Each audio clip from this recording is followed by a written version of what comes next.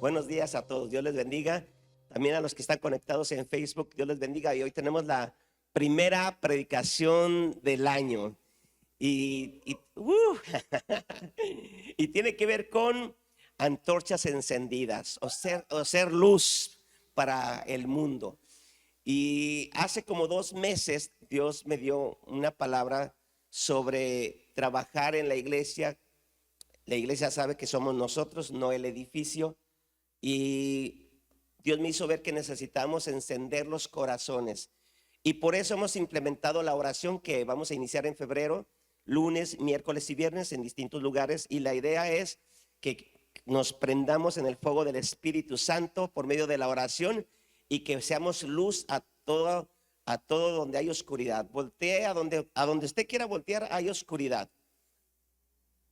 Un poquito que usted preste atención. Cualquier persona que no tenga a Cristo, le aseguro que tiene una necesidad de Dios muy grande. Nunca se me va a olvidar aquel empresario, esposo de una mujer que era la directora del ISSSTE en Zapopan. Y yo les conocí a ellos, ambos ya fallecieron, pero cuando ellos vivían, yo les hablaba con una convicción tan poderosa de que necesitaban a Dios. Y cada vez que yo veía a ese hombre me buscaba porque quería que le hablara de Dios. No importa cuántos autos tenían ellos, porque tenían casas, eran ricos, era gente muy rica. Pero yo entendí que cualquier persona que no tenga a Cristo tiene necesidad de Dios de una forma muy profunda. A veces los cristianos nos dejamos engañar y pensamos que porque alguien tiene dinero ya no necesita a Dios. No, está muy necesitado de Dios. Y más cuando pasan los 40, 50 años, la gente comienza a darse cuenta que hay una necesidad muy profunda de Dios y que el dinero y cualquier otra cosa que la persona pueda tener no es suficiente. Hay un vacío espiritual y Dios nos ha llamado a nosotros a ser sal y luz, dar sabor a este mundo por medio de nuestras vidas. ¿Sabe usted? La gente no va a ver a Dios, no va a decir, usted no le puede decir, mira, Dios está ahí. La gente va a ver a Dios a través de ustedes, a través de nosotros. Miren lo que dice Mateo 5, del 13 al 16. Ustedes son la sal de la tierra, pero si la sal pierde su sabor, ¿cómo podría volver a ser salada? ¿Sabe usted que una vida sin Cristo es una vida sin sabor? La gente se va detrás de los regalos en vez de irse del que da los regalos. La gente va detrás del sexo, va detrás del alcohol, va detrás de las vacaciones, va detrás de las riquezas, el sexo, tener un buen trabajo, unas buenas vacaciones, tener buena ropa, una buena casa, tener todas estas cosas, tener salud, son regalos de Dios.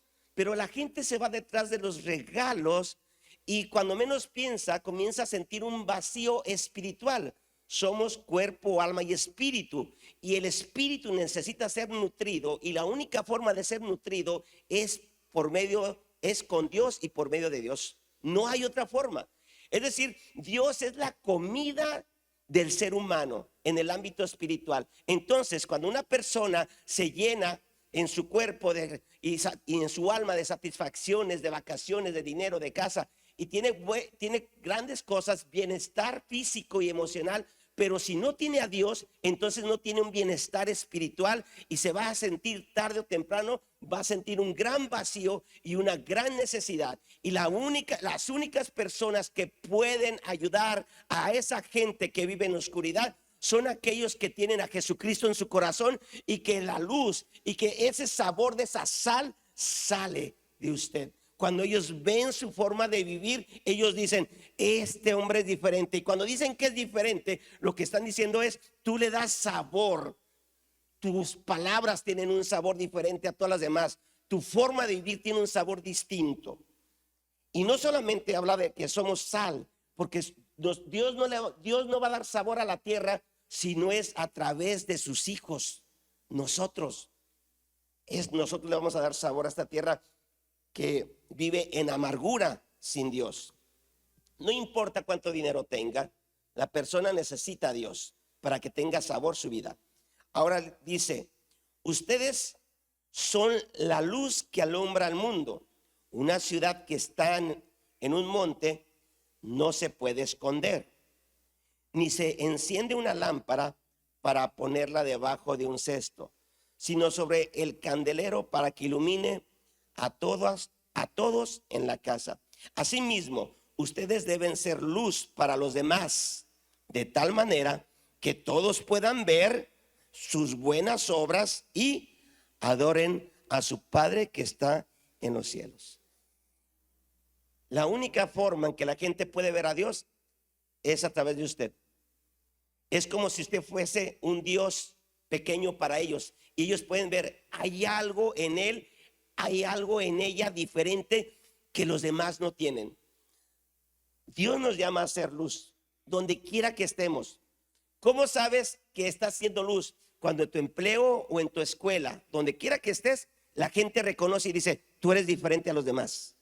Si ese reconocimiento no se te da en tu escuela o no se te da en el empleo, es porque todavía no hemos reflejado esa luz a los demás.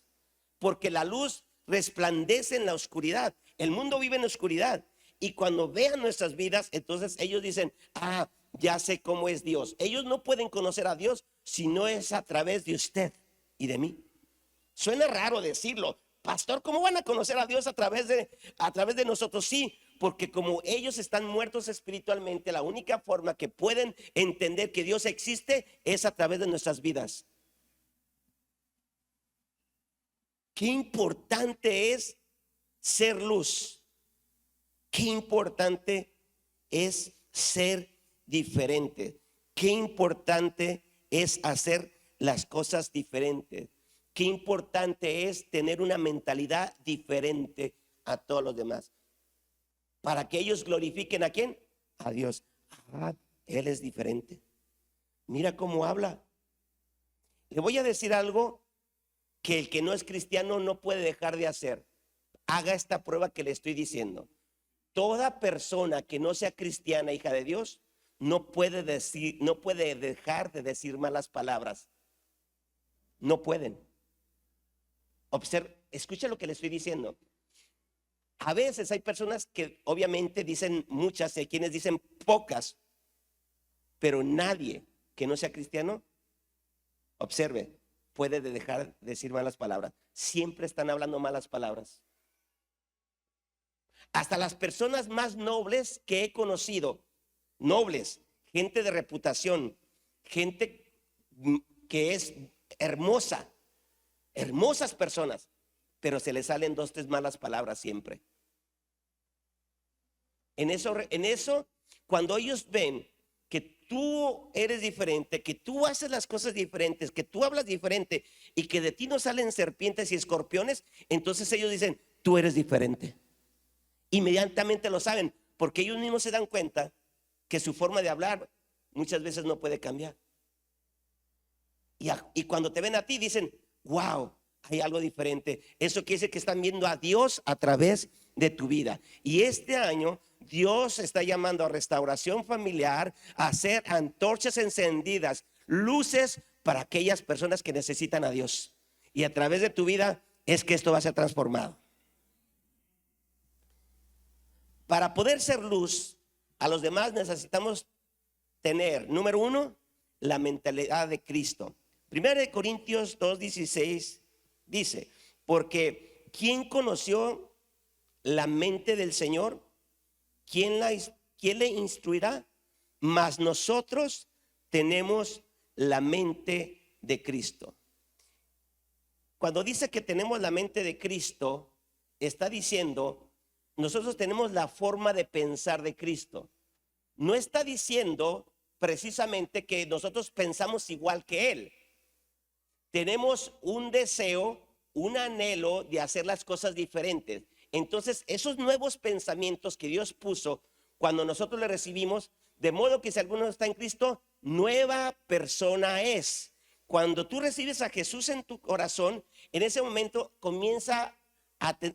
comenzamos a tener un deseo de hacer las cosas diferentes. Entonces comienzas a tener la mentalidad de Cristo. Pero para completar o para tener los pensamientos igual que Cristo, entonces tenemos que cambiar también nuestra forma de ver y pensar en la vida. En otras palabras, si queremos ser luz, tenemos que cambiar nuestros pensamientos, nuestra forma de ver la vida. Es muy importante. Dice Proverbios 23:7, porque cuál es su pensamiento en su corazón, tal es él. ¿Sabe?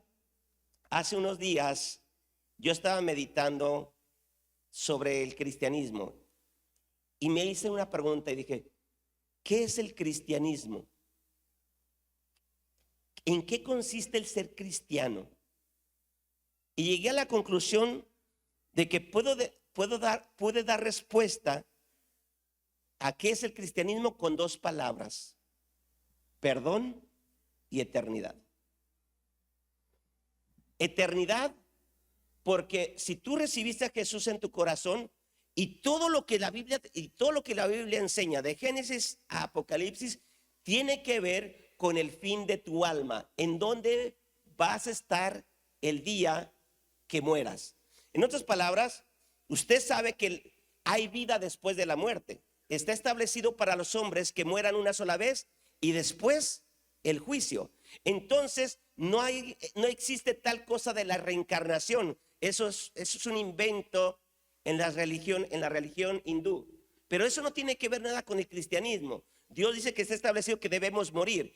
Y Jesucristo vino precisamente para darnos eternidad. Entonces, desde Génesis, que Adán y Eva pecaron, hasta Apocalipsis, que es el fin del mundo, de los tiempos y del mundo, Dios habla de la eternidad. Entonces, el cristianismo tiene que ver con la eternidad, pero el cristianismo también tiene que ver con una palabra muy importante que es perdón. Desde el principio, desde Génesis, Apocalipsis, la palabra perdón está en todas partes. ¿Por qué hay guerras? Porque no hay perdón. ¿Por qué hay pleitos? Porque no hay perdón. ¿Sabe que el perdón, si usted me dice, ¿cómo puedes definir el cristianismo? Perdón. Perdón. Señor, ¿cuántas veces debo perdonar a mi prójimo? Hasta 7 veces. 70 veces 7. Que solamente sabemos que es el número completo en la Biblia. El significado es completo. Una característica del ministerio de Jesús es el perdón. En otras palabras, no puedes guardar rencor en tu corazón por ningún motivo. Por ningún motivo. ¿Sabe? He descubierto que quienes más batallan para poder perdonar son las mujeres. ¿Sabe por qué? Porque la mujer es tan sensible, y así lo dice el apóstol Pedro como vaso más frágil, que el hombre a veces no se da cuenta que la mujer es tan sensible que la hiere tan fácilmente. Una palabra áspera es suficiente para que en una mujer pueda empezar a guardar rencor y odio contra su esposo. Aguas, varones, en la forma en que hablas a tu esposa. Así que quiero que cambies tu forma de ver las ofensas. Simplemente el cristianismo es perdón. Todo lo que si tú dices yo soy cristiano, entonces tú eres una persona que va caminando perdonando día tras día. Si tú te dices cristiano. Y si soy cristiano, entonces yo quiero parecerme a Cristo. ¿Qué dijo Jesús en la cruz? Perdónalos, ¿por qué? Sí sabían lo que hacían. Lo que él estaba diciendo es, tengo misericordia de ellos, compasión de ellos, perdónalos. Debemos cambiar nuestra forma de ver a los demás y perdonar. ¿Por qué debo perdonar? Porque todos ofendemos y esto lo incluye a usted. Esto quiere decir que usted tiene necesidad que otros lo perdonen a usted de la misma manera que usted necesita perdonar a quien lo ofendió. Si todos ofendemos, todos los que están aquí, todos los que estamos, hemos ofendido. En otras palabras, necesito pedir perdón a alguien. Nadie puede dejar de ofender. En otras palabras, el pedir perdón y el perdonar es parte de nuestro diario vivir. Y lo que quiero pretender y lo que pretendo hoy, perdón, en este momento es cambiarle la mentalidad de la forma de ver sobre el perdón y las relaciones. Debemos perdonar continuamente. Esto quiero decírselo principalmente a las mujeres. Perdonen a sus viejos que a veces se portan bien feos con ustedes. A veces somos bien feos. El que me diga que nunca ha ofendido a su esposa es mentira, es mentiroso. Se engaña a sí mismo. Debemos cambiar nuestra mentalidad y nuestra forma de ver la vida. Si tú cambias la forma de ver la vida, también cambias tus pensamientos. Cambiemos nuestra forma de ver la vida. Cambiemos nuestros pensamientos. Mire lo que dice esta frase, que lo puse en una diapositiva que nos van a poner ahorita. Dice: si cambias tu pensamiento, cambias tus emociones. Si cambias tus emociones, cambias de actitud. Si cambias de actitud, cambias de tu vida. Y si cambias tu vida, cambias tu destino. Y es la forma son los pensamientos y la forma de ver la vida lo que necesitamos cambiar para poder ser luz a los demás. Y yo creo que de verdad, de lo principal que yo creo que necesitamos cambiar nuestros pensamientos y nuestra forma de ver la vida es en las relaciones, es perdonando. Lo creo, perdonando.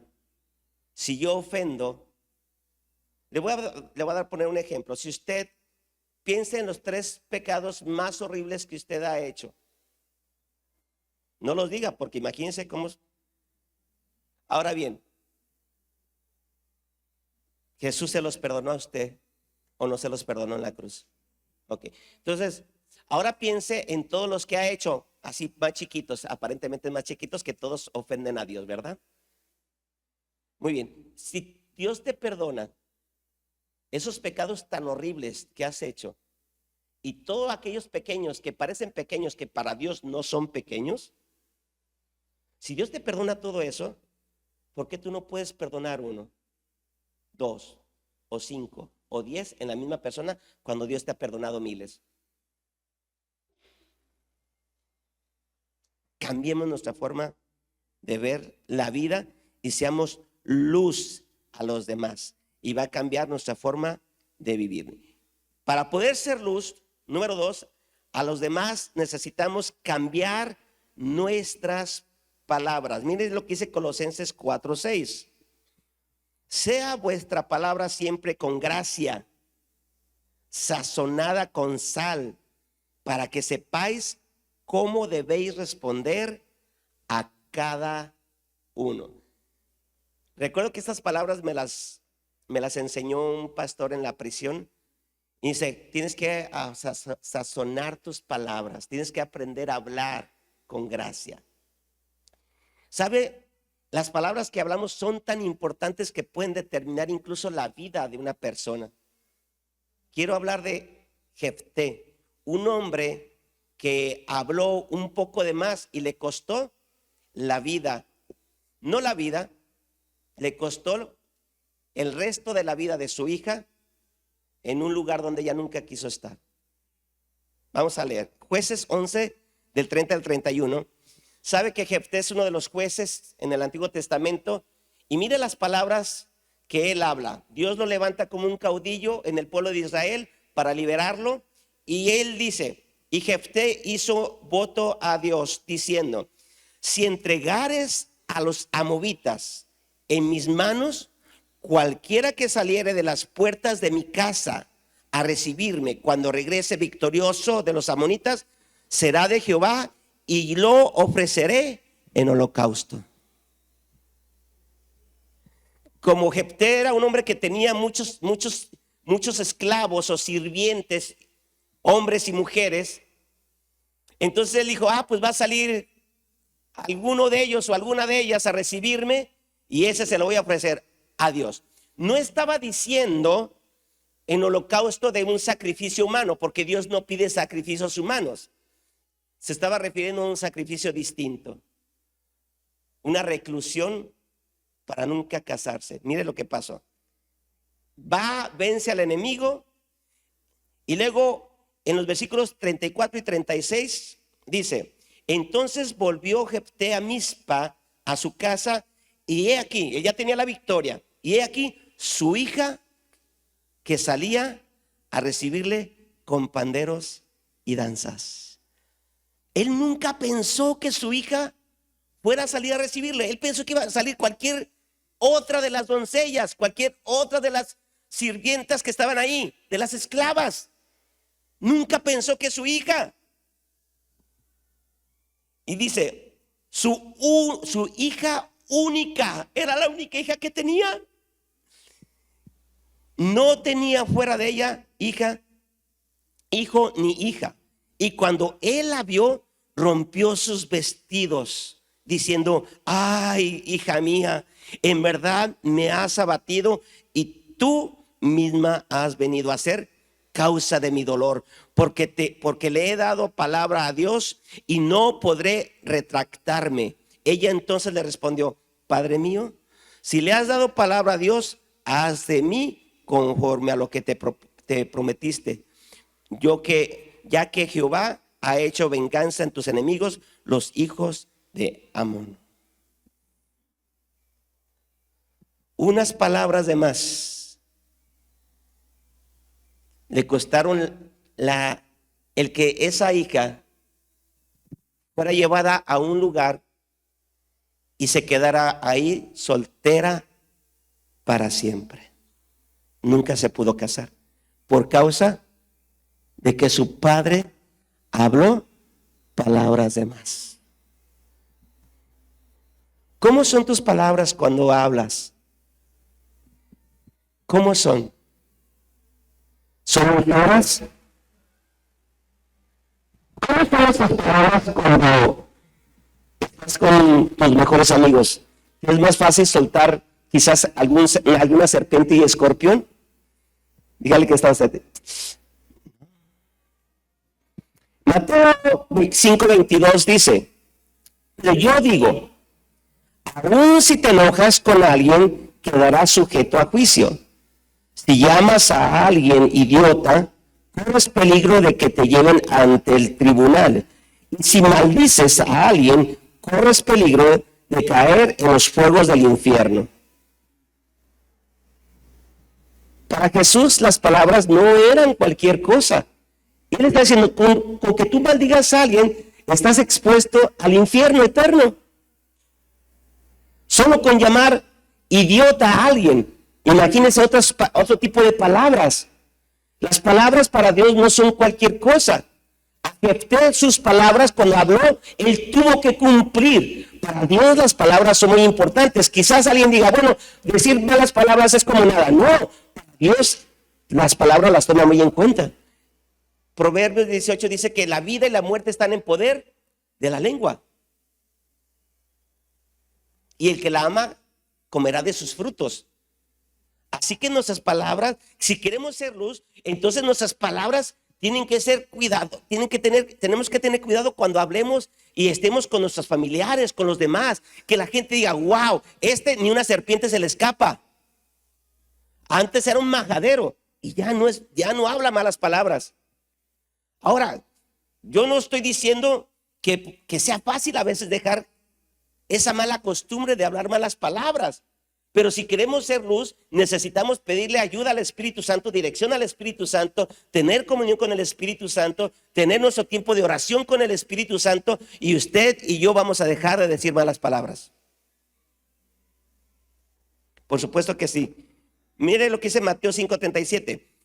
Pero sea vuestro hablar sí, sí, no, no, porque lo que es más de esto, de mal procede. ¿Ha escuchado usted las palabras de decir, tú tienes que ser igual en todas partes? ¿Quién ha escuchado esas palabras? Eso es mentira, eso no es verdad. Le voy a explicar por qué. Nosotros no podemos ser igual en todas partes o no podemos ser de la misma forma en todas partes.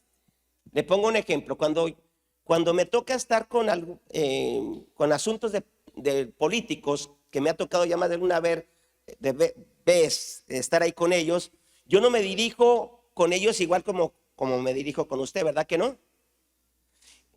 No, es diferente. Porque ellos no entienden mi forma de hablar, soy más prudente todavía ahí. Y luego cuando hablo con ustedes trato de ser muy prudente también, trato de ser prudente en todo tiempo.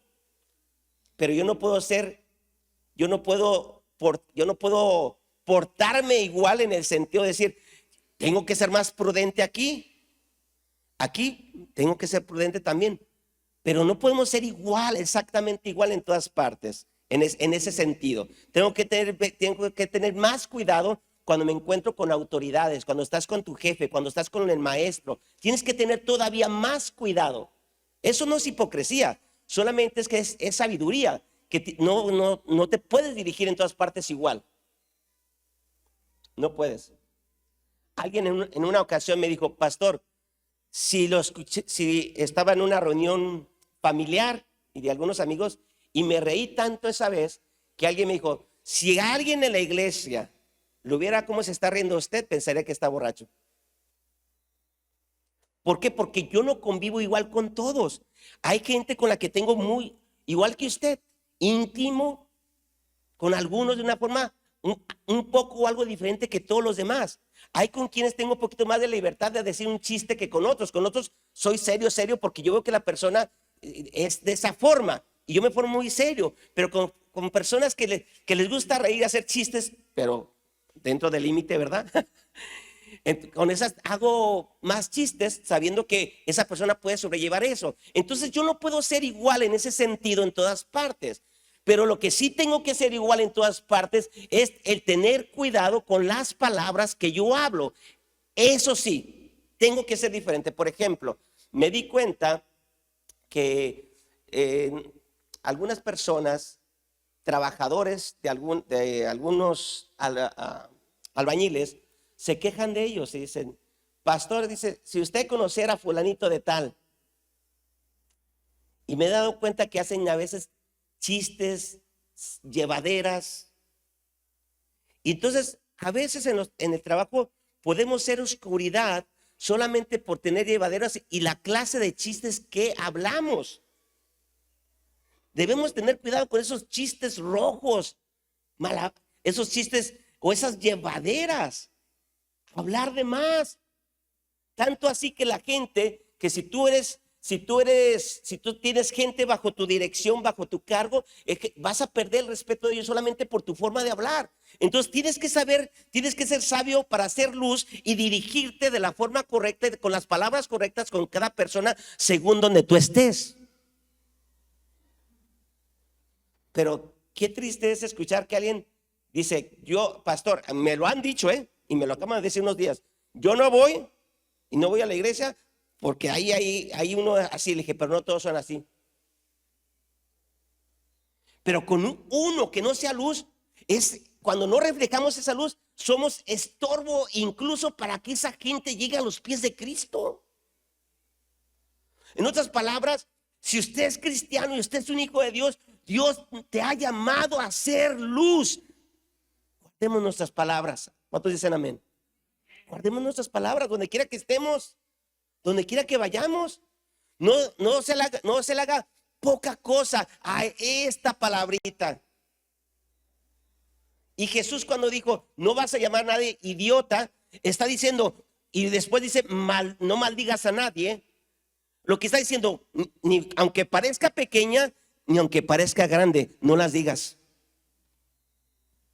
Porque hay quienes, como estamos acostumbrados al lenguaje del Facebook, del YouTube, y hay tanta majadería que se nos hace fácil a veces decir hasta las que parecen pequeñas. Dígale que está usted, ¿no le platicaste algo al pastor?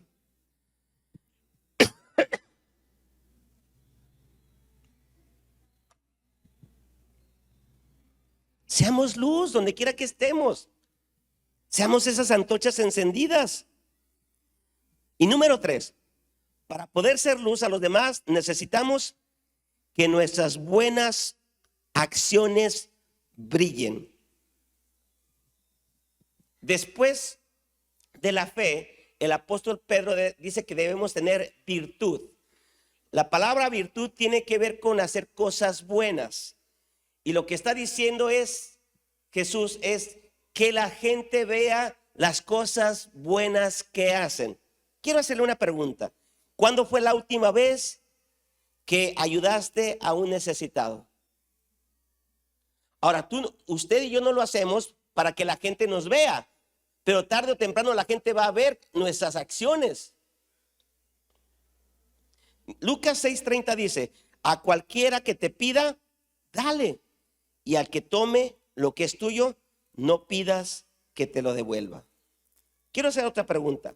¿Cuándo fue la última vez que ayudaste a alguien en algún problema? Ya no digamos dándole algo. ¿Queremos ser luz? Entonces tenemos que ser intencionados en nuestras acciones. Busquemos a quién ayudar. ¿Alguna vez fuiste probado de una forma moral?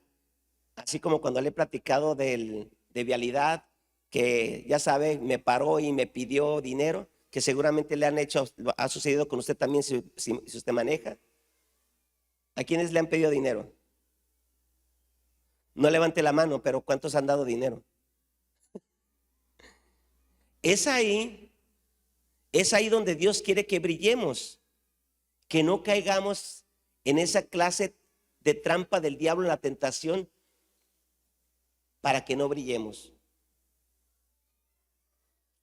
Había un latino, una persona latina en Estados Unidos con mala fama, se hizo cristiano, llegó a trabajar en una empresa y él empezó a trabajar de una forma distinta a todos los demás, pero el jefe lo vio y se fijó que él era diferente a los demás. Y cuando hubo una oportunidad de subirlo a un puesto, los dos jefes, el gerente y el jefe inmediato de los trabajadores, hablaron y dijeron: oye, está fulanito de tal, para subirlo de puesto, necesitamos a alguien en este puesto. Y dice: sí, pero tú sabes lo que él hacía antes. Él ha hecho cosas ahora distintas, pero él puede hacer un fraude y le vamos a dejar algo, un área muy importante, y tiene que ver con dinero. Entonces ellos llegaron a un acuerdo y dijeron: vamos a probarlo, ¿qué te parece? Hay que probarlo. Y hablan con esta persona, este hermano, y le dicen: ¿sabes qué? Vas a trabajar en esta área y bueno, ahí tú vas a hacer tu trabajo. Le pusieron la trampa en que llegó alguien y le dijo: ¿sabes qué? Yo necesito este tipo de favor. Yo sé que no es posible que tú lo hagas, pero te puedo dar un buen dinero y no se va a notar, porque lo vamos a hacer de una forma en que los jefes no se den cuenta y te puedes llevar un buen dinero. ¿Cómo ves?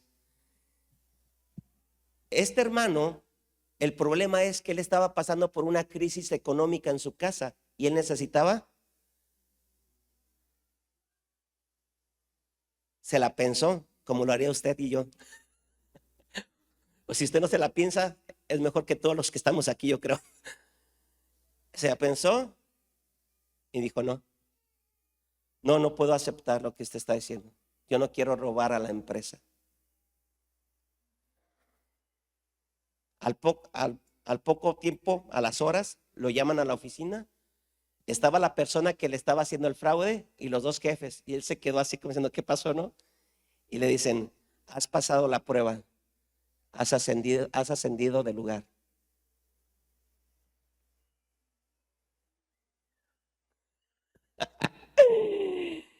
Escuchen bien los albañiles, porque yo me relaciono, todos mis cuñados, casi todos son albañiles, y muchos de los que vienen aquí son albañiles. Fíjense lo que les digo: lo que es del patrón no te lo lleves a tu casa. Por eso a veces no brillamos. Y a veces Dios es blasfemado porque tú te traes cosas y dices, ¿sí sabe que los albañiles se autodan derechos? Ellos piensan que, le sobró, yo me lo traigo. No, no es tuyo, tú no te puedes llevar nada que haya sobrado porque tú no lo pagaste. Yo he visto que casi todos, perdón que lo diga, es raro el que no haga eso, muy raro. Muy raro. ¿Y usted cree que los patrones no se dan cuenta? ¿Este es cristiano? Lo voy a dejar, no pasa nada. 3 sacos de cemento que se llevó. Un saco de cemento, no pasa nada. Si no lo compraste, no lo puedes sacar de esa casa. Amén. Pero ¿qué tal cuando paso a las 12 del día y veo el foco prendido en las casas y digo, ahí se la están robando?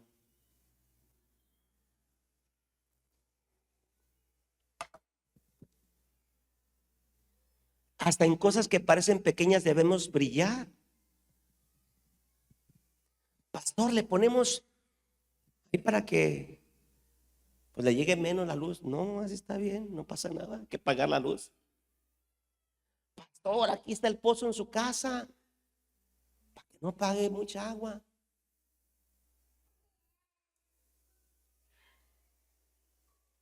¿Cuántas formas de hacer las cosas? Dios nos está diciendo, es tiempo de que restauración familiar brille. Que esas cosas que parecen pequeñas, dice Dios, no son pequeñas. No son pequeñas, porque quizás algunos se pierdan porque no hemos brillado debidamente. Dice Jesús, ay de aquel que haga de tropezar a uno de esos pequeños, porque mejor es que se ponga una piedra de 500 kilos y se aviente al fondo del mar, que haga tropezar a uno de esos pequeños. Seamos luz y no oscuridad. ¿Cuántos dicen amén? Da un aplauso a Jesús.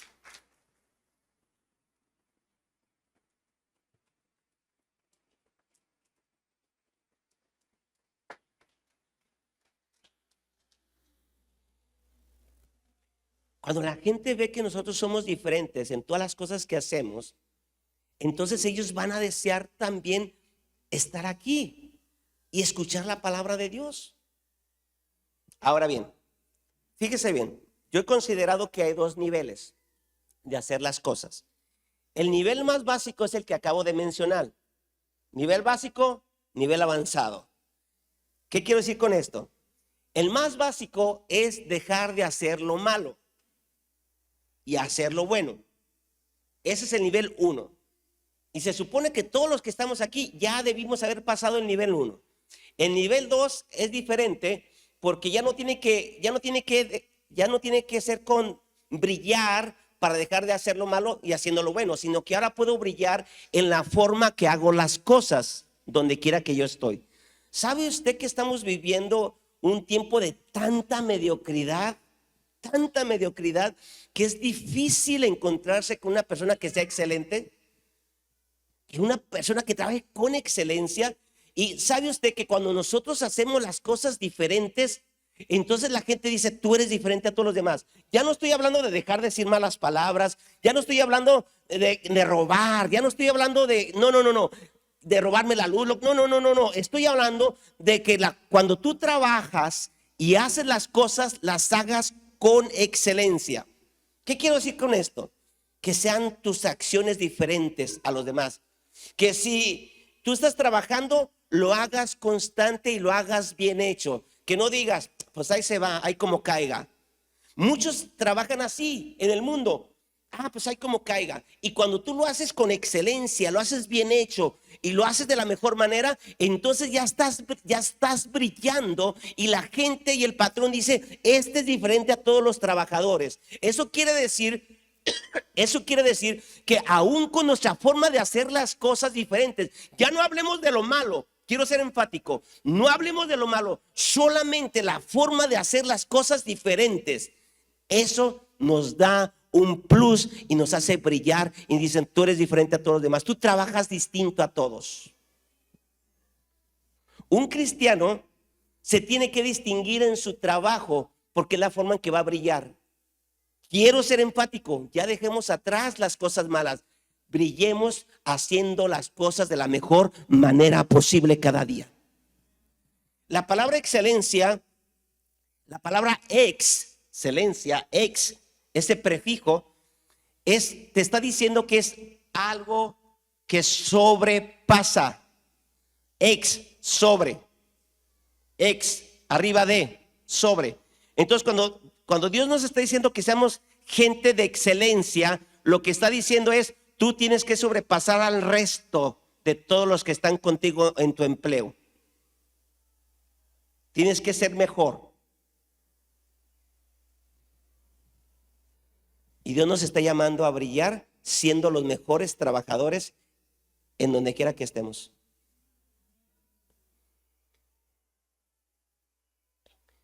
En una ocasión,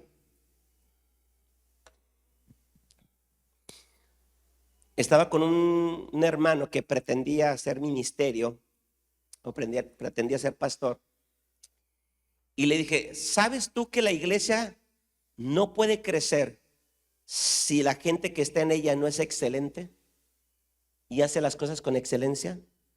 Si las personas que están en el lugar no son excelentes, la iglesia tampoco puede crecer. Y ese me quedó viendo como diciendo, pastor, ¿qué no es la oración? Y sí tiene que ver con la oración, sin duda. Pero el mantener una iglesia creciente y pujante solamente se puede lograr si hay excelencia en aquellos que están en la iglesia. Y este año, nuestra meta para septiembre de 2025 va a haber 2 reuniones como estas. Denle un aplauso a Dios por eso.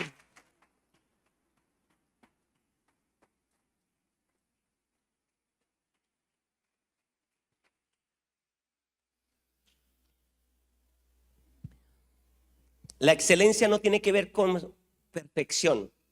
La excelencia te va a hacer brillar donde quiera que tú estés. La excelencia no significa que haces todo bien. La excelencia tiene que ver con hacer y dar tu mejor esfuerzo en lo que tú hagas. Lo voy a repetir. La excelencia no es que hagas todo bien, no es que todo te salga bien. La excelencia no tiene que ver tampoco necesariamente con que seas el mejor. A lo mejor alguien te puede ganar, no pasa eso. No es necesariamente el que seas el mejor, pero sí tienes que ser por lo menos los mejores.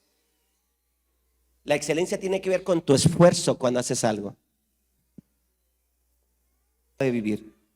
Queremos brillar para que tú brilles y seamos antorchas en donde quiera que estemos.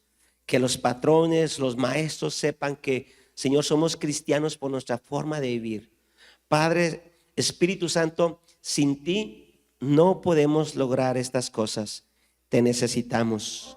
Espíritu Santo, fuera de ti no hay forma de ser diferentes. Tú en nosotros y nosotros en ti. Gracias, Jesús. Amén.